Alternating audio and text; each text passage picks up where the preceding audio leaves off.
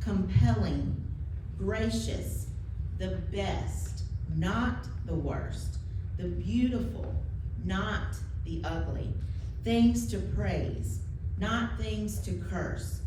Put into practice what you learned from me, this is Paul, what you heard and saw and realized.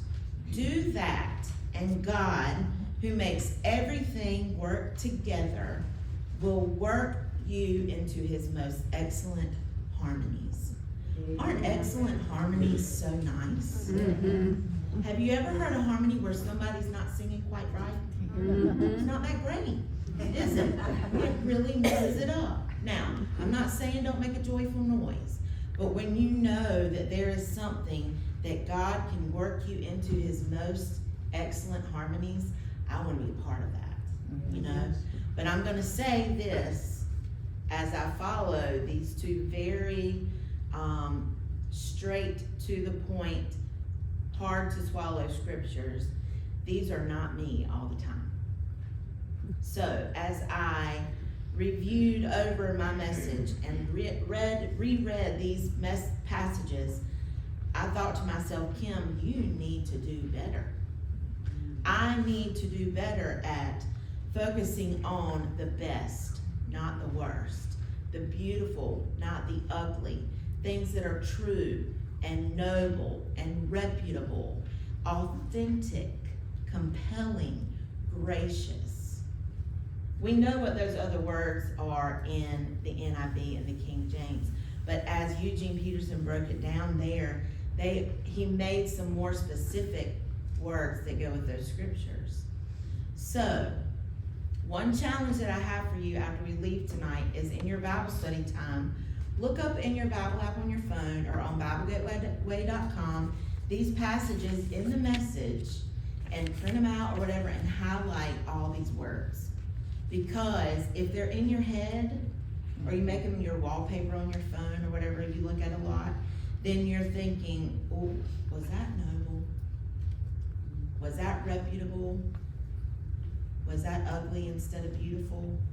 Those are the things that throughout the past couple of weeks, as I've been getting ready for this, it has reminded me, Kim, do better, okay?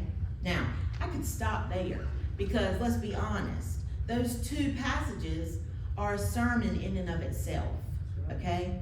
But I would like to share with you, if you'll allow me some time, my testimony, okay? And even though I've lived on this earth for 47 years and some change, I know I don't look like it. Even though I've been on this earth that long, to me, my true testimony begins in 2020.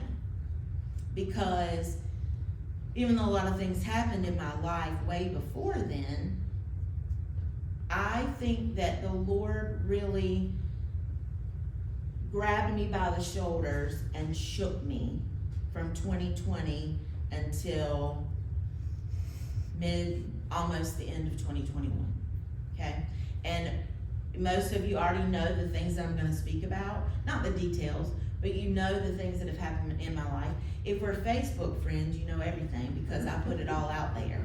And it wasn't necessarily because I needed all the attention, it was because I know that because of who my parents are, that as soon as I posted something about needing prayer, there were gonna be saints all over the place praying for me. Not because of me, but because of who Bob and Denise are. And Jenny, you can relate. When you have good parents like that, who have worked in ministry and have impacted thousands upon thousands of people in their churches, I have reaped the benefits of that my whole 47 years, and I do not for 1 second take it for granted, okay? So, I'm gonna move on forward and talk to you a little bit about Kim during COVID and post-COVID, even though COVID really had very little to do with it. I am a person who stays on the go all the time. As you could tell in my bio that Miss Sophie read, I am the program director of the cosmetology department at Beaufort. I own my own salon suite. I am a Mimi to 4 girls and a boy. I am my mama's driver travel partner, and I love it. And I sing on the praise team at my church in Washington. And if there's free time to do other things, I do other things. But I often stay busy because it keeps me from being lonely as a single person. But I also think that a lot of the things that I do are beneficial things. So things where I'm working with other people, where I have the opportunity to hopefully show them an example of following Christ the very best I can. My mouth gets in the way, I'll be honest. I'm a sassy one sometimes. But over the past several years, the Lord allowed some things to happen in my life that really caused me to take inventory of everything that I had going on. And so I want to share some of that with you tonight so that we can tie our worship theme into what I want to say. In January 2020, the day after I turned 43, I was in a terrible car accident. I was on my way to watch DJ, my nephew, play basketball at Macedonia, and my niece Naya to cheer for him. I was supposed to bring Macy, DJ, and Naya home with me that night to spend the night after the game. On my way there in Washington, as I crossed over Highland Drive that intersects with 12th Street at the hospital, I was T-boned in the driver's side by a Suburban. She ran a red light and T-boned me. And apparently, based on what was told from the witness reports, my car flipped 3 to 5 times end over end and landed in the lawn of Beaufort County Hospital. No better place to park. So upside down, by the way. So my poor little RAV4 was a total loss.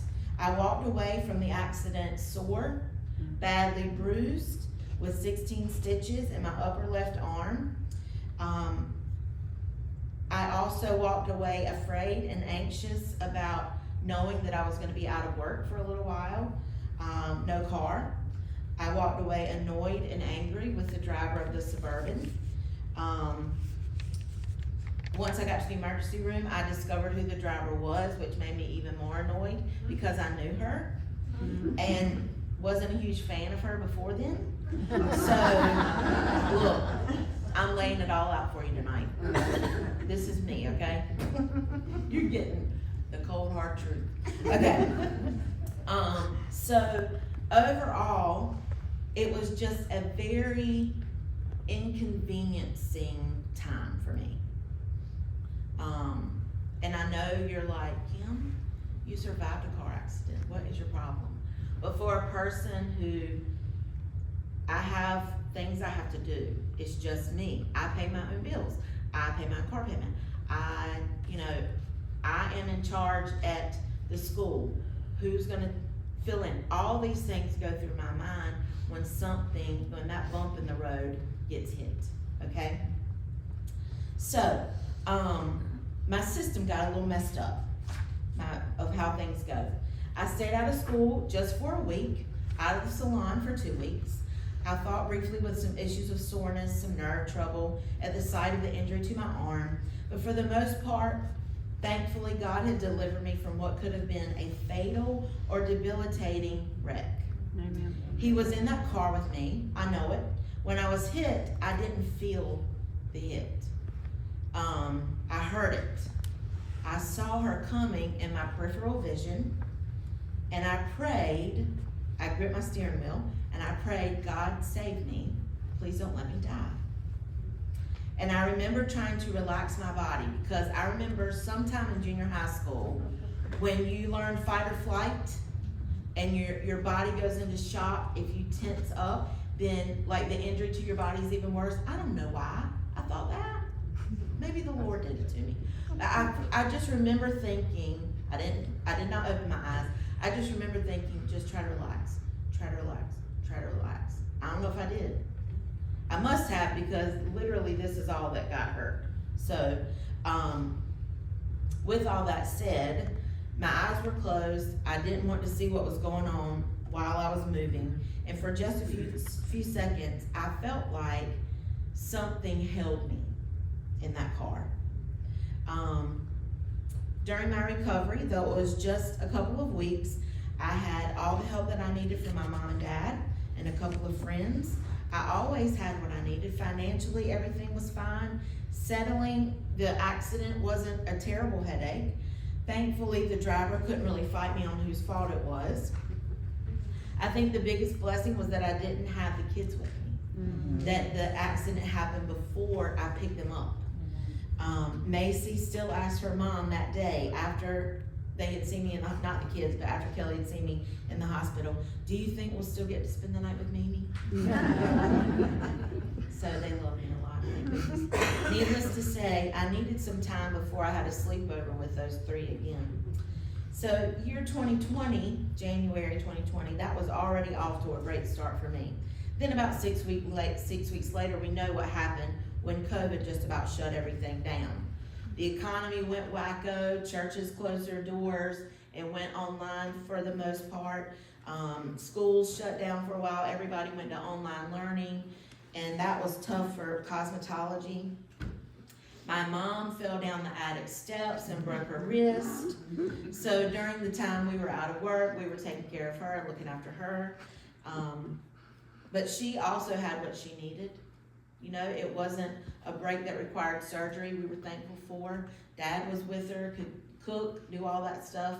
I helped when I could. You know, we just kind of came together in the midst of all that to take care of one another. The church as a whole, it was impacted greatly by COVID and the shutdown too. They went to Facebook and YouTube links for broadcasting, which I think is really cool because the devil really could have worked on churches during that time. They could have said, we're not doing anything, we can't meet, so preachers could have just taken a break. But they didn't. They probably worked harder than they did when they had to meet in person, trying to make something happen so that all the folks in Hyde County could see their sermons. I mean, that's important. And so in that situation, there was good to come from what could have been terrible. During COVID, I spent most of my time at home with mom, dad, grandmama, and Kelly and her family. Kelly's my sister. In retrospect, I appreciate that. It gave me time to rest, but it also gave me time to enjoy my family. And it gave us all a break from everything that is so busy. As we moved away from being totally shut down and the salons opened back up, and then my students were allowed to come back on campus, in July of that year, I really started noticing that I wasn't feeling that great. It just kind of all of a sudden started feeling very tired, lethargic, just worn out all the time, and I didn't understand why. I noticed that I'd get easily winded just from walking from my office to the bathroom in my building, or from the pool back to my house if I had gone to lay out or go swim. None of these was a great distance, and I wasn't walking fast, nor uphill. I just got winded and I could not take a deep breath to save my life. And it almost made me feel like a panic attack. And I remember one particular time when I walked back from the pool, I took a cool shower, put on some pajamas that were real loose, and when I was done, I could not calm myself down, which is not normal for me. I'm usually a pretty laid back person. I was sweating and breathing really heavily. I sat down in my chair with the ceiling fan on. I cried. I prayed for God to calm me down and catch my breath. And after a few minutes, he did. In my mind, my hormones must have been going crazy because, as we all know, hormones mess everything up. So it must have been that. My hormones must have made me on an emotional roller coaster, and that must have caused me to have anxiety or something. Anyway, I was determined to work through it. I noticed, though, that it didn't stop. After a couple of weeks, my ankles started to swell, my blood pressure was elevated. I had 7 students who were depending on me at school to finish the last of their 1,500 hours to graduate at the end of July. So I fought through those symptoms. I know you're probably thinking that was not smart. but I made it. I fought through those symptoms, still breathing heavy, walking with swollen ankles, trying to get through there. My blood pressure up and down. My doctor increased my medicine. All that did was make me have to go to the bathroom more. And so once we finally got to where my last student was graduating, clocking out for the last time, I didn't even make it for her to punch those numbers in to clock out. I hugged her, took her clock out picture, and I said, I gotta go to the hospital. Drove myself to the ER, checked in. My blood pressure was really high. My weight was way up, which I didn't really get because it had affected my appetite a lot. And I just was like, somebody's got to fix something. I don't know if I have congestive heart failure or what, but I just feel terrible. Well, about 5.5 hours passed while I was waiting in the waiting room. Yay. Apparently there were lots of car accidents that came in that were more emergent than my situation, so I learned how to be patient. I just sat there, I had a granola bar and a ginger ale, looked at my phone, nobody could sit with me because it was COVID. And they finally took me back, got me straight for blood work. I asked my nurse, do you mind laying me down to take my blood? I'm one of those that passes out real quick. And she said, oh, you'll be fine. I said, I'm telling you, you really should lay me down. And she said, no, you'll be good, everything's good. Well, I was on the verge of dehydration, so they had a hard time getting my blood. I passed out. When I came to, I vomited all over her and peed on myself because I dry heaved so hard that I couldn't help it. So, and then I said, I told you you should have let me. So I called Mom and I said, Mom, you're gonna have to bring me some clothes because I wet myself. And she's like, okay. And so she went to my house, she got clothes. While she was on her way there to get all that, they took me to have a chest x-ray, a chest CT. I think that was it. By the time she got back, I cleaned up, put clean clothes on. The ER doctor came in and told us that there was a 10 centimeter tumor right here in my chest cavity, which was what was causing me not to be able to breathe. It ended up being diagnosed as large B-cell lymphoma, non-Hodgkin's. It had caused a buildup of about 96 ounces of pericardial fluid that had to be drained. I found all that out once they had transferred me to Greenville, got me admitted, all those things. I'm kind of moving a little fast because this could be long. If you are not sure what size 10 centimeters is, when I Googled it, it showed me a cervical dilation chart, which, as someone who's never given birth, I've never seen it.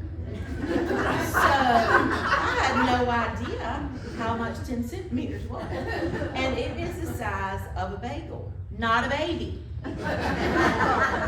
So, all you women out there who've had children, good job. So my tumor was the size of like a softball bagel, something like that.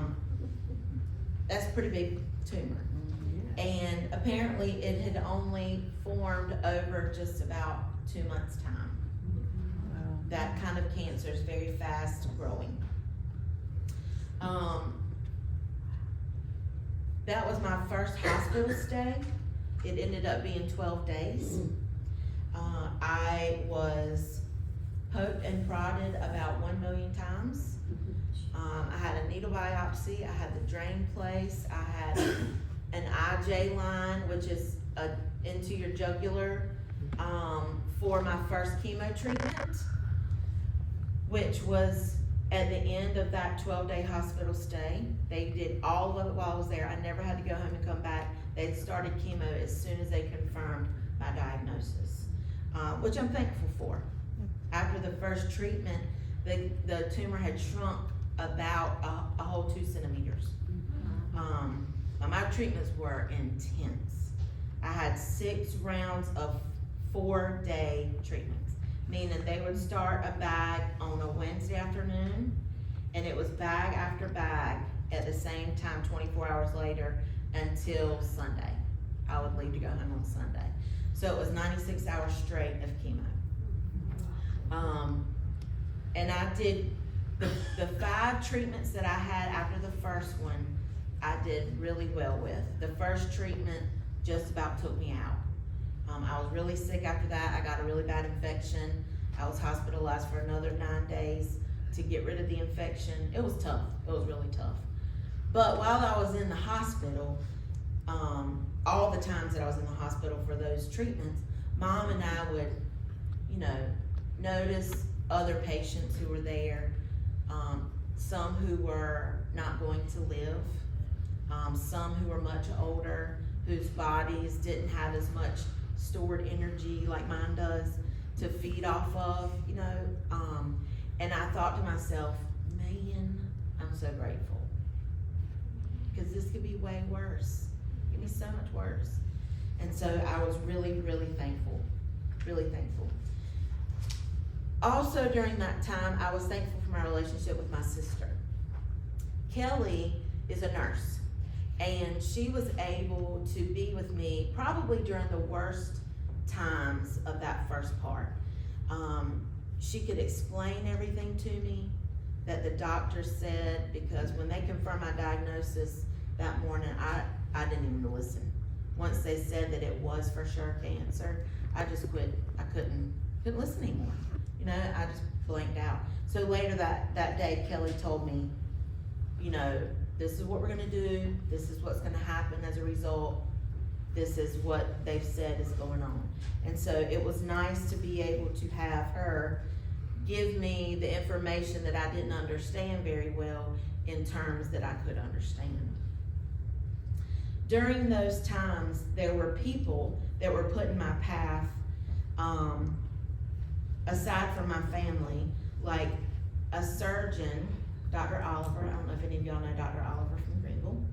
She's a Christian, a very strong Christian, a very unapologetic Christian. And she prayed with my mom and me a couple of times.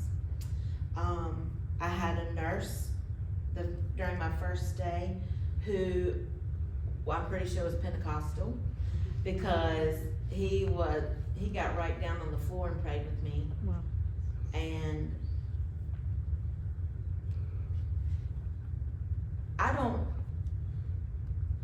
know that I gave off, yes, Mom and I had prayed together, but I don't know that I had given off all that much of a vibe of that I was a Christian person.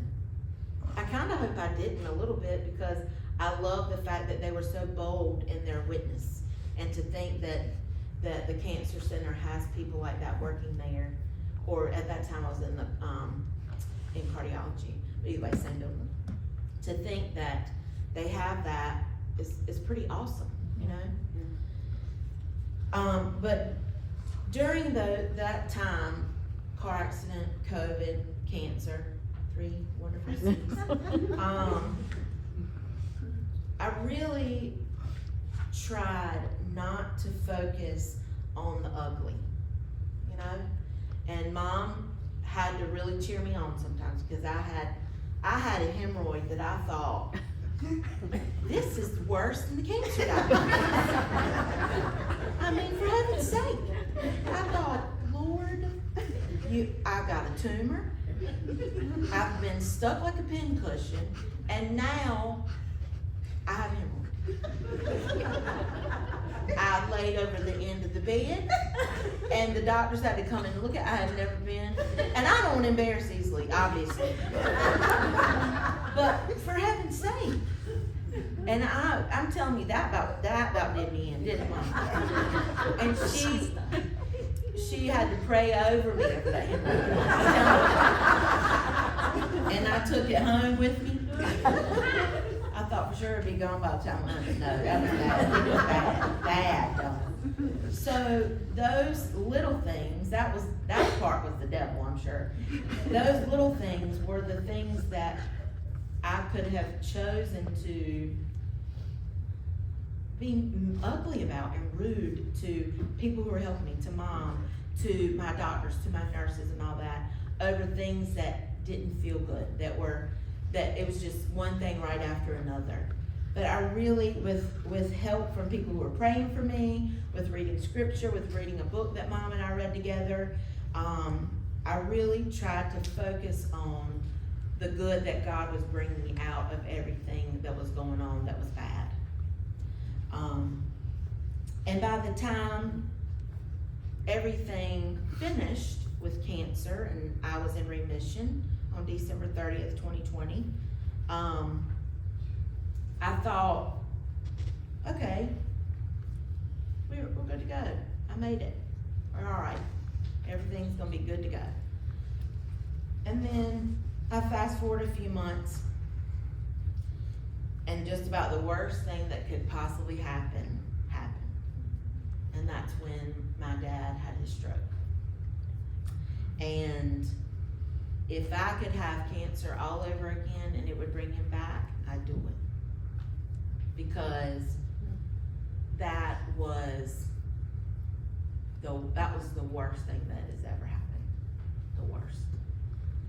And it has not been an easy journey without him. But I'll be honest, even though I prayed that day that he had a stroke with the expectation that he would be healed and get almost back to normal, even if not all the way, I didn't have any idea that 11 days later I would be praying for God to just take him home. Because he couldn't talk, he couldn't sing, he couldn't move his right side. And for somebody who liked to go feed his dogs every day, who went to the hospital and walked the halls of the hospital to visit, who sang every Sunday, who preached every Sunday, that would have been a hard road for him. And I'm grateful that even though we struggle without him here, that he is whole and healed. You know?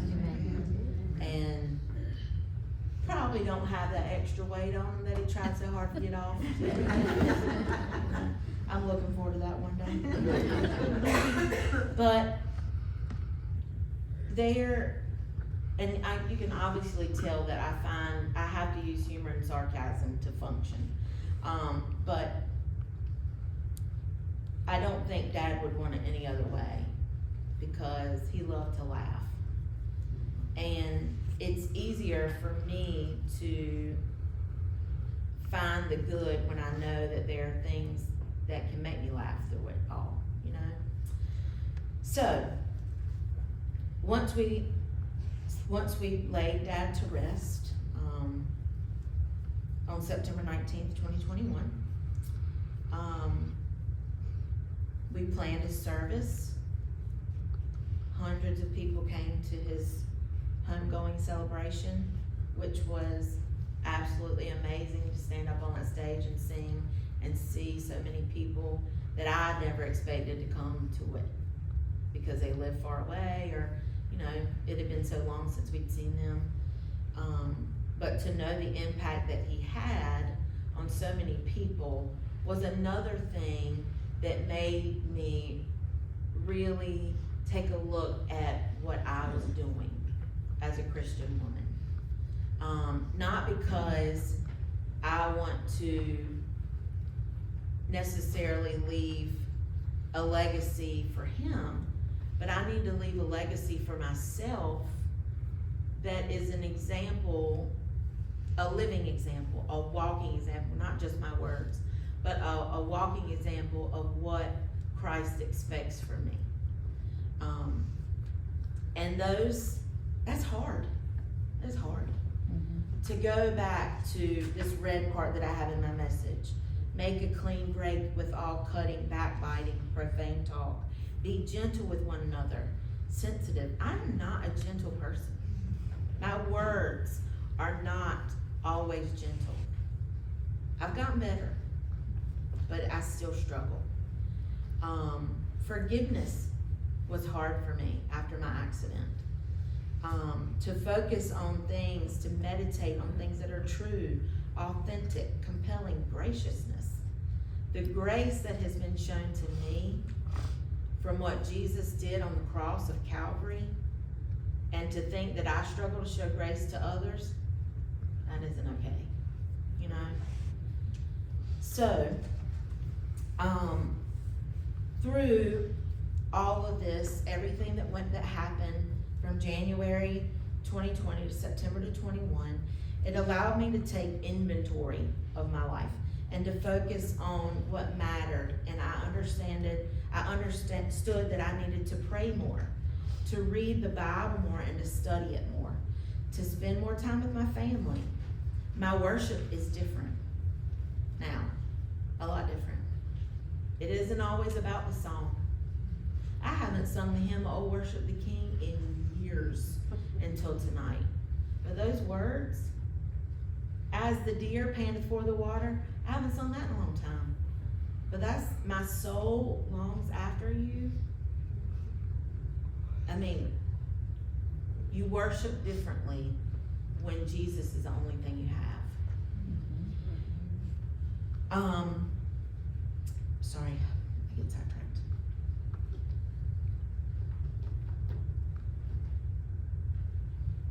Before 2020, I was all about my busyness and doing so much that I let it become a poor substitute for a relationship with Jesus.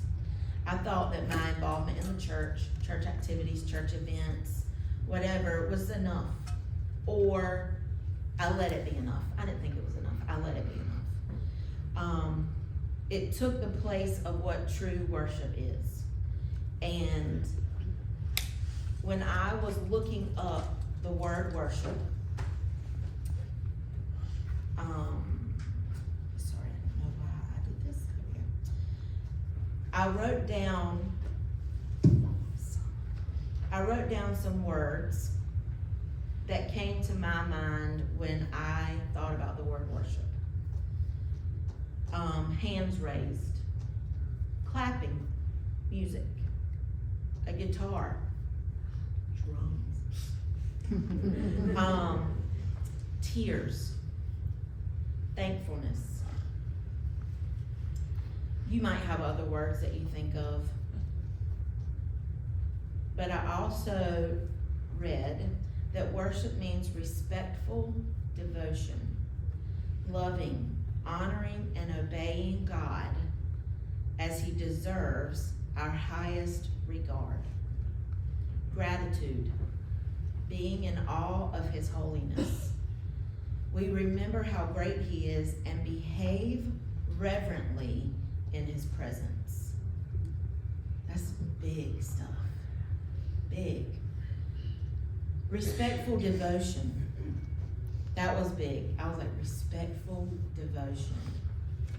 Because being respectful of who He is, what He does, His role in our lives, that's everything. That's where it all comes from. Our love for Him doesn't mean anything if we do not respect His authority and show our respect for His authority by obeying. You cannot worship without obedience. And obedience is the kicker. It's hard. It's hard. I've been involved in church my whole life, my entire life. I am not a person who at 15 got invited to church and became a Christian. I have been in church since my mama could take me from birth. And I don't take that for granted for 1 second. And when someone is raised in the church their whole life, I think sometimes it is automatically assumed about them that their strength in their faith are unshakable. It's not true. It's not true. Yes, people fall away from the church. I did not. I'm not perfect, but I never left the church. However, when bad things happen, it can be enough to shake you so hard that the devil can get in there and make you question, where's God? You know, why is he letting this happen to me? Why is he letting my mama go through this grief of losing her husband? You know? Because for me, yes, it was excruciating to lose my dad, but it has been the hardest thing to watch my mom continue on without her husband. That is grief that continues on this earth for me every day. Because I celebrate where dad is now, but my mama is still here without him. And that's really hard. Really hard. But I also find the good in it because since I got sick, my mom and we've become best friends. We do just about everything together, really. And I wouldn't trade it for the world. If I had had a husband that I had prayed for, I wouldn't have been able to do that because my sisters have husbands and children, and they have not been available to have that relationship with my mom that I have. And I wouldn't be able to, with my job, being in a supervisory role, I have the freedom to be able to say, I need to be off to do this with my mom, or to take my grandmother to the doctor, or whatever. There are things that the Lord has worked out, every single detail, through all these bad things, that I worship him for today. You know, those are the reasons why he deserves my obedience. He deserves my obedience. I don't deserve his love and his grace. He deserves my honor, my praise, my worship, because he has worked out every single detail.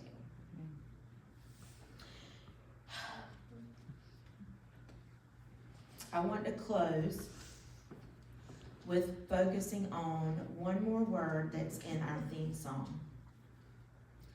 When I first started working on this message, I chose the word now instead of worship first.